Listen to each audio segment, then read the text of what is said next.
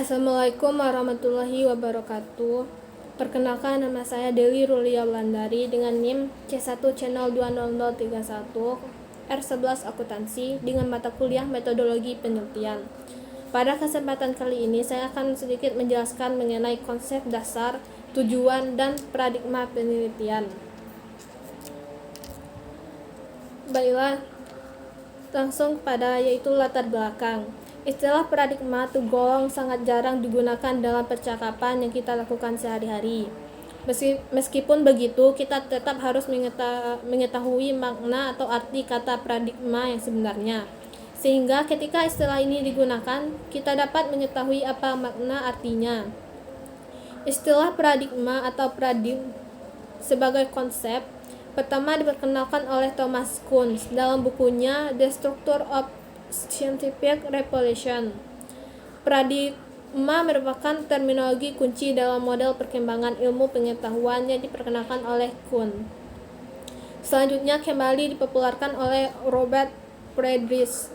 Dia adalah orang yang pertama kali merumuskan pengertian paradigma secara lebih jelas. Paradigma adalah seperangkat konsep yang berhubungan satu sama lain secara logis membentuk suatu kerangka pemikiran. Paradigma adalah suatu cara pandang mendasar atau cara kita melihat, memikirkan, memaknai, menyikapi, serta memilih tindakan atas fenomena yang ada. Paradigma berkaitan erat dengan prinsip dasar yang menentukan berbagai macam pandangan manusia terhadap dunia sebagai bagian dari sistem bipolar. Sebuah paradigma biasanya meliputi 3 elemen utama, yaitu elemen metodologi, elemen epistemologi, dan elemen ontologi. Dengan menggunakan 3 elemen ini, manusia menggunakan paradigma untuk meraih berbagai macam pengetahuan mengenai dunia dan berbagai macam fenomena yang terjadi di dalamnya. Dalam Kamus Umum Bahasa Indonesia dijelaskan bahwa paradigma adalah linguistik, seperangkat unsur-unsur bahasa yang sebagian bersifat konstan dan sebagian lain berubah-ubah. Menurut J.S. Badudu dan Sultan Muhammad Sen 1996. Menurut Bobby DePorter dan Mike Henrique 1999 menyatakan bahwa paradigma adalah seperangkat aturan yang digunakan untuk mengevaluasi informasi dan menyatukannya ke dalam hidupnya.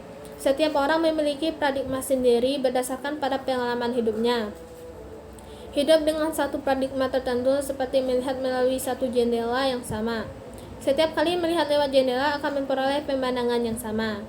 Dalam banyak hal berpikir dengan satu paradigma itu lebih baik daripada tidak memiliki sama sekali.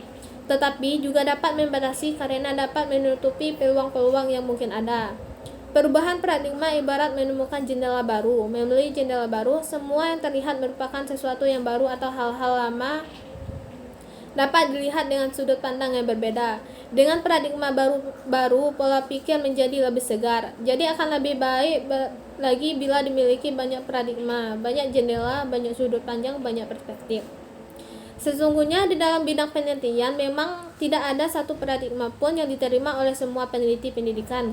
Ada banyak debat yang mereka kembangkan, misalnya kuantitatif lawan kualitatif, positivistik lawan interaktif, objektif lawan subjektif, dan rasionalistik lawan naturalistik. Namun demikian, kiranya hampir satu napas apabila kelompok pertama menekankan analisis kuantitatif dan kelompok kedua menekankan analisis kualitatif.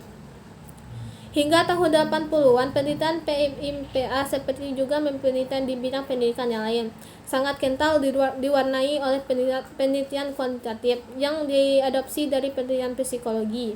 Pada akhir tahun 80-an, di beberapa negara mulai mencoba mengembangkan penelitian yang berpusat pada konsepsi siswa tentang berbagai kejadian atau fenomena alam di sekitarnya yang dikenal dengan istilah penelitian tentang konsepsi alternatif.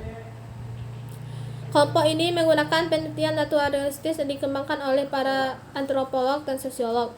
Penelitian ini sangat mewarnai kualitatif.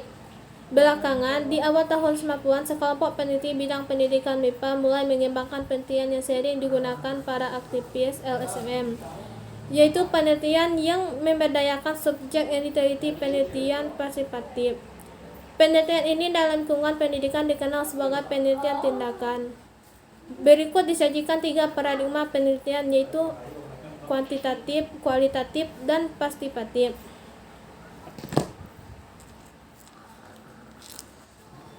Selanjutnya, adapun rumusan masalah yaitu apa konsep dasar dari paradigma kuantitatif, bagaimana model dari paradigma kuantitatif, apa tujuan dari paradigma kuantitatif, apa konsep dasar dari paradigma kualitatif, bagaimana model dari paradigma kualitatif, dan apa tujuan dari paradigma kualitatif. Dan tujuan penelitian mengetahui tentang konsep dasar dari paradigma kuantitatif, tentang model dari paradigma kuantitatif, tujuan dari paradigma kuantitatif, tentang konsep dasar dari paradigma kualitatif, tentang model dari paradigma kualitatif, dan tentang tujuan dari paradigma kualitatif.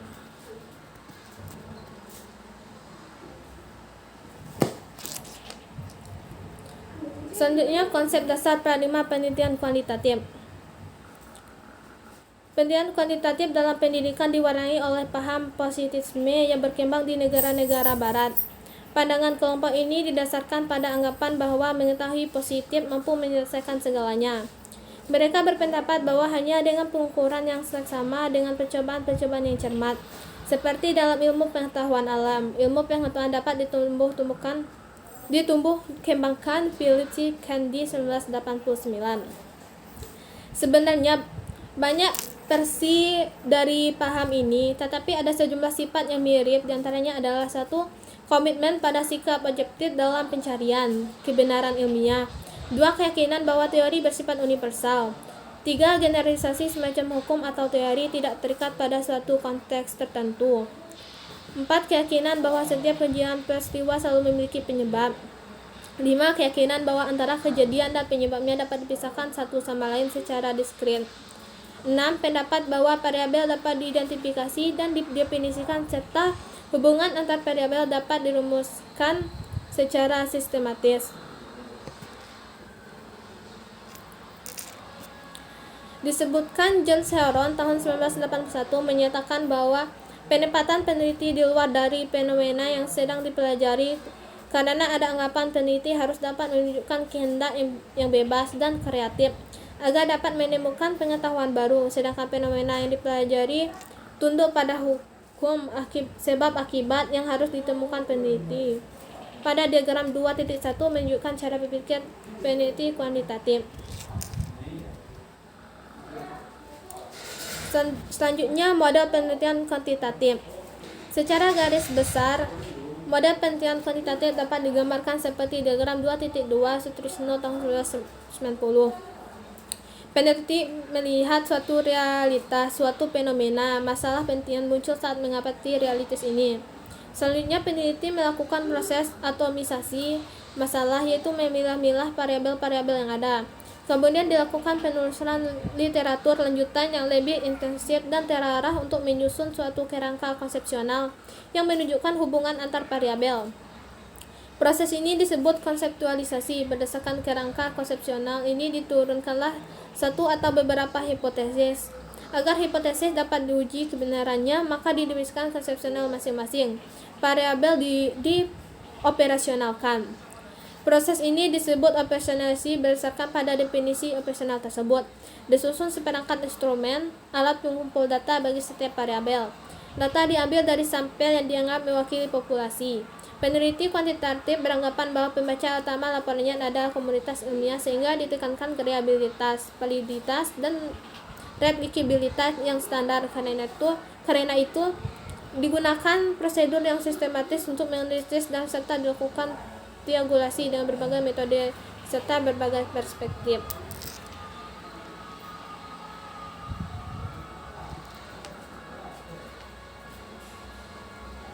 Selanjutnya, tujuan penelitian kuantitatif.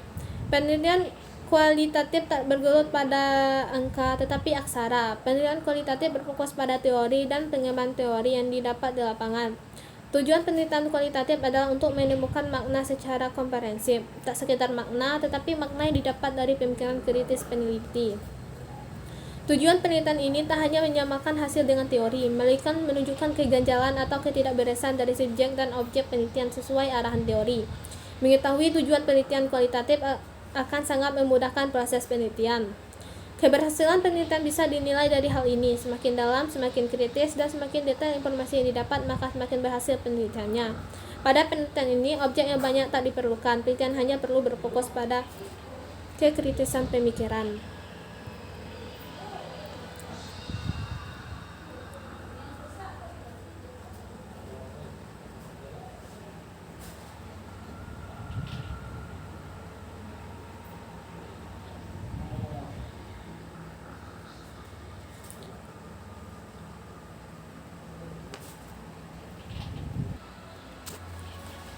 Konsep dasar paradigma penelitian kualitatif. Berikut disajikan sejumlah asumsi yang mendasari kegiatan paradigma penelitian kualitatif atau KND 1989. Pertama, setiap peristiwa atau tindakan merupakan hasil interaksi dan banyak faktor. Kejadian, proses, sebab dan akibat saling bergantungan satu dengan yang lain. Kedua, dalam mempelajari tentang manusia, objektif dan yang sungguh-sungguh itu sangat-sangat suka dicapai.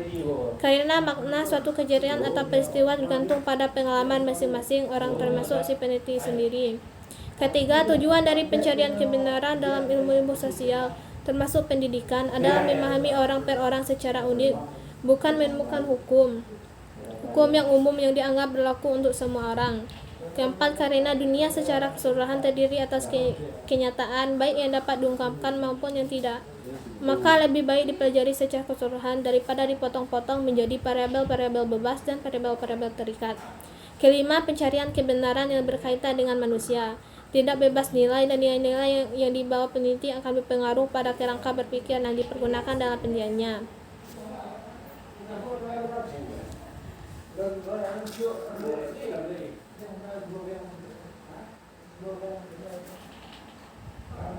Model penelitian kualitatif.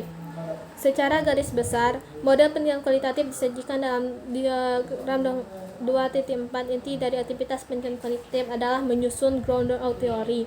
Spector 1984. Setiap kelompok data yang terkumpul memberi arah pada setiap langkah berikutnya. Sebagai puncaknya adalah penyusunan hipotesis yang grounded, yang mengakar dalam data itu sendiri. Beberapa hipotesis yang berkaitan satu dengan yang lain akan menghasilkan suatu teori. Dengan demikian, metode ilmiah yang digunakan lebih bernuansa penalaran induktif ketimbang penelitian kuantitatif. Aktivitas penelitian kuantitatif mencakup pencarian akses untuk memasuki subjek, pengumpulan data, analisis data, konfirmasi hasil, dan penulisan laporan naratif, bahkan mungkin berbentuk cerita. Sebagai orang baru memasuki suatu organisasi dan sekelompok masyarakat tertentu, bahkan sang perseorangan sekalipun ternyata tidak mudah, apalagi apabila mereka mengetahui bahwa ada diamati atau diteliti. Tidak terkecuali di dalam bidang pendidikan, walaupun sistem pendidikan di Indonesia masih lebih bersifat komando dari atas sehingga akses formal dapat diperoleh dari atas, namun di tingkat sekolah tidak dengan serta pintu terbuka selebar-lebarnya untuk keperluan penelitian. Karena itu, kegiatan pencarian akses untuk dapat bergabung dan berperan serta di sekolah menjadi kegiatan yang tidak boleh dikerjakan sambil lalu. Setelah memperoleh akses masuk ke sasaran penelitian, mulai menyusun sejumlah pertanyaan yang diprediksikan kelak menjadi masalah yang akan dijawab dalam penelitian. Telah diatur dan pengamatan di lapangan yang saling berganti akan membuat masalah berkembang semakin jelas dan tajam. Pengumpulan data dalam penelitian kualitatif berbeda dengan pengumpulan data dalam penelitian kuantitatif. Jenis data, sumber, dan cara pengumpulnya tidak selalu dapat dirancang sebelumnya seperti pada penelitian kuantitatif. Bahkan waktu yang diperlukan pun juga suka diramakan secara tepat. Selanjutnya, tujuan penelitian kualitatif adalah untuk menjelaskan suatu fenomena dengan sedalam-dalamnya dengan cara pengumpulan data yang sedalam-dalam pula, yang menunjukkan pentingnya kedalaman dan detail suatu yang diteliti. Pada penelitian kualitatif, semakin mendalam teliti dan tergali suatu data yang didapatkan, maka bisa diartikan pula bahwa semakin baik kualitas penelitian tersebut, maka dari segi besarnya responden atau objek penelitian. Metode penelitian kualitatif memiliki objek yang lebih sedikit dibandingkan dengan penelitian kuantitatif, sebab lebih mengedepankan kedalaman data, bukan kuantitas data.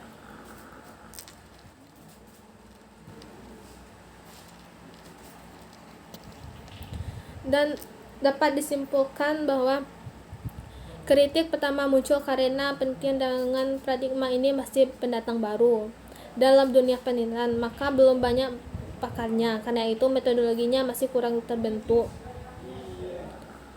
Sebagian besar terkesan gado-gado. Kelemahan kedua muncul dari sifat penelitian yang berpihak pada yang dipikirkan. Akibatnya penelitian dengan paradigma ini mempunyai bebas politik yang bertentangan dan bersifat kenetralan ilmu pengetahuan, menciptakan suatu kelompok yang kohesif dan dinamik tidak mudah, bahkan juga dirasakan oleh para pakar.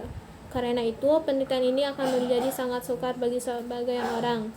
Menurut Patterson mengingatkan, this is no easy way forward, dan dapat memberikan saran yaitu penelitian paradigma ini sifatnya masih baru, maka disarankan agar lebih diperkenalkan dalam dunia penelitian supaya banyak yang menggunakan penelitian paradigma tersebut.